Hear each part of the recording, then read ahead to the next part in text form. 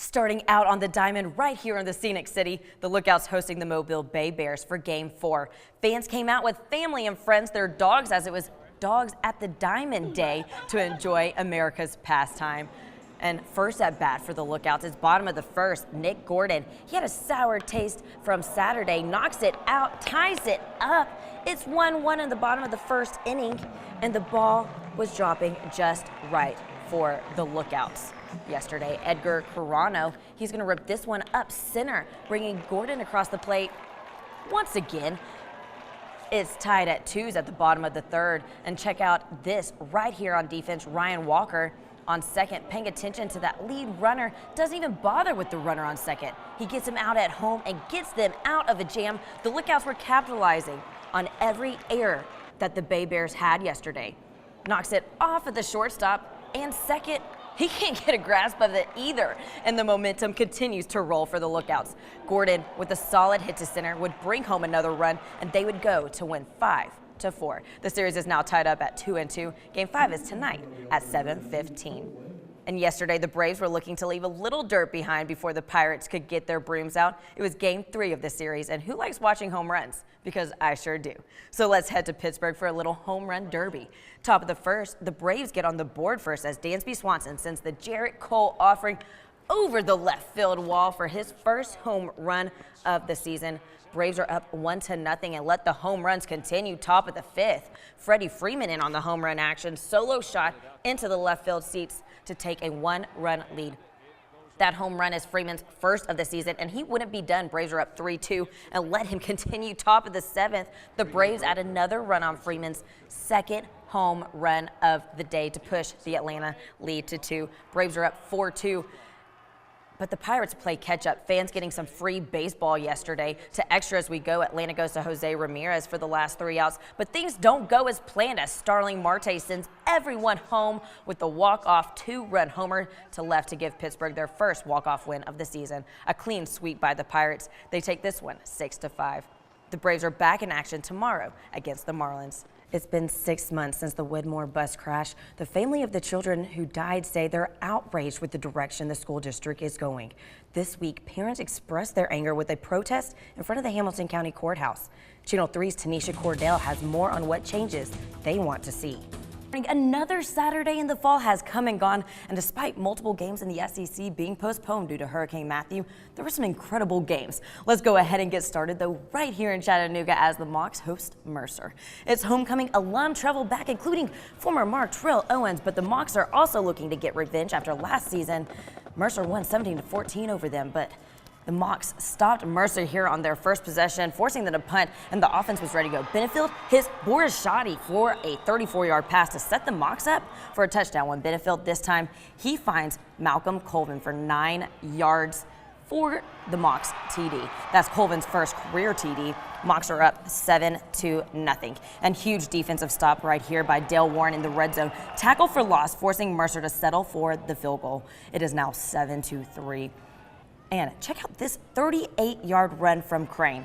This would not be the running back's only big run of the day. The Crane train chugging away in full power.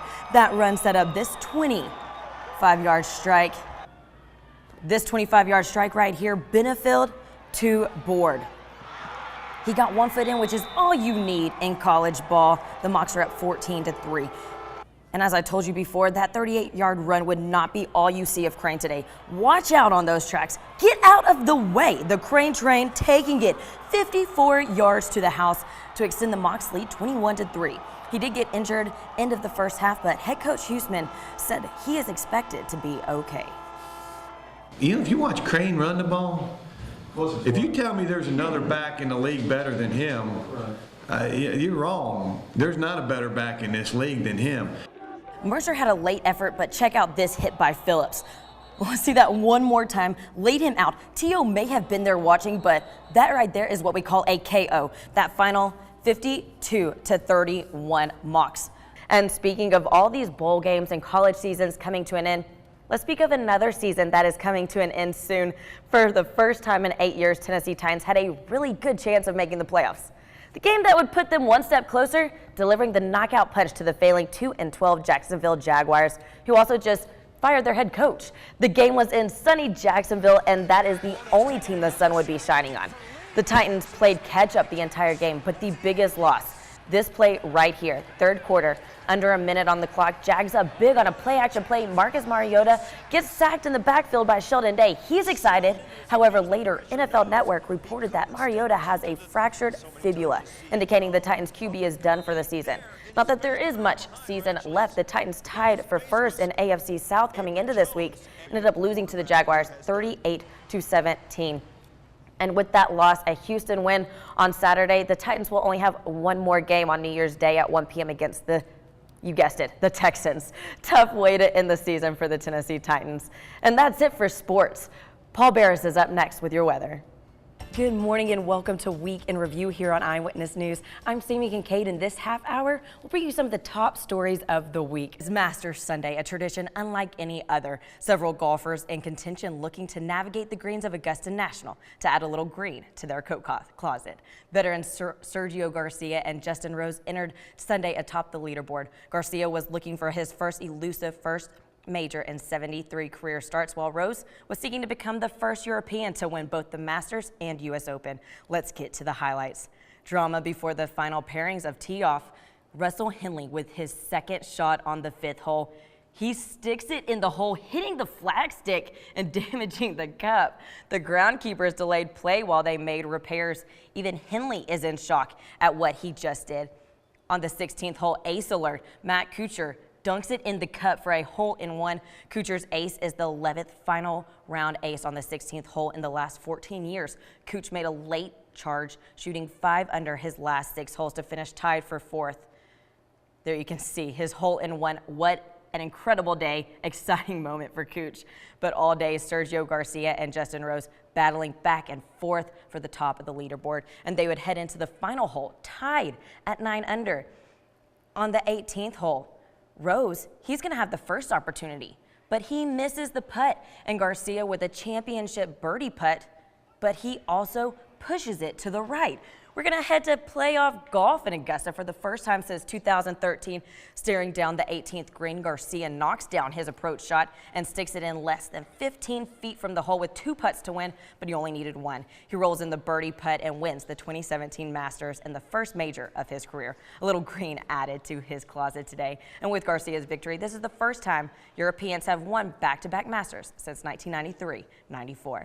And after last weekend's short track race at Martinsville, the Monster Energy NASCAR Cup Series returned west to Texas Motor Speedway for today's O'Reilly Auto Parts 500. In the off-season, TMS officials repaved the surface, decreased the banking in turns 1 and 2, and widened the track in that section as well. Combining high speeds with the slick track is surefire recipe for trouble. Out to the Lone Star start, where Fort Worth was the host of this weekend for the 334-lap event. Jimmy Johnson started the race rear of the field. But don't count him out. He has 6 wins in Texas. Said it was going to be a slick one. The second caution of the day came out on lap 11. Jeffrey Earnhardt spins in turn 2, backs the 33 into the wall.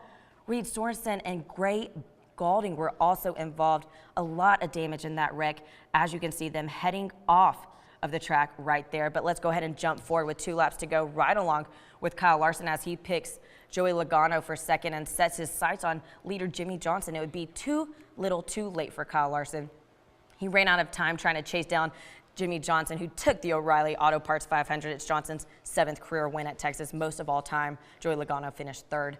Johnson smokes the tires on the front stretch, winning 25% of his starts at the track and punches his ticket to the playoffs. He will be in the chase. The Cup Series is off next weekend and will return to action Sunday, April 23rd in good old East Tennessee at Bristol Motor Speedway. That's it for sports. When we come back, we'll update you on tomorrow's forecast. That's the challenge every day, and we want them to be out here and having fun. We want them competing. We want them talking and being competitive with each other, because that's what makes this game so special. If the weather outside this weekend did not tell you, well, spring has finally arrived. And what a great day for a full day of sports from the football field to the diamond. Well, spring ball fully underway as many teams had their spring game yesterday, including the Mocs. Mocs fans came out early to get their first look in person at the new coaching staff. The day kicked off with kids camp and a wing cook-off. Mayor Andy Burke was one of those judges. The practice started out with position drills that led into a 40-minute scrimmage. The defense had high energy until it got to the scrimmage, and the offense found their groove. Head coach Tom Arth said he likes the friendly competition. You know, you love to see, you know, that back and forth between the offense and the defense, and you know, guys just out there, you know, fighting for every single play. While Coach Arth played down the friendly competition, the offense and defense after the game both had their opinions about who won the day. Of course, it's been defense. I mean, it's always like that, so they know what's up. Yeah, that's everything we do. Whether it's throwing some paper in the trash can, it's always competition between us, and I feel like that's what's going to help us to grow and be the team we need to be this year. Can never go wrong with a little competition on the field. After it was all said and done, Coach Arth said the loudest he actually heard the team get was when he told them there was no practice today. They then carried that energy to meet the fans who got to go on the field afterwards to get some autographs. And the Lookouts took Game 2 over the Mobile Bay Bears on Friday night, but yesterday was Game 3 and they looked to take the series lead. However, that ball was just not dropping the Lookouts' favor last night. Let's go to AT&T Field. Where it was a gorgeous night for some baseball in the Scenic City, but fans would not get the outcome they were looking for. It was only Game 3 of the season, but the Lookouts were playing as if they were already tired. Travis Harrison dribbles the ball and does not even run. He's out finally in the 7th. The effort picked up a little. They gave some fans some excitement with this strikeout.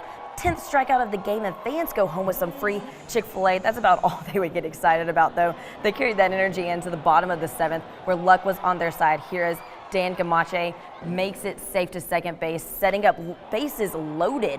However, that hot streak would soon come to an end. You can see bases loaded right here, and next batter up, he hits it to right field, and that's caught. But he does not make it home. That run at home does not count because the runner at third is out. 3 outs. Effort just a little too late, and they fall in Game 3, 3-2.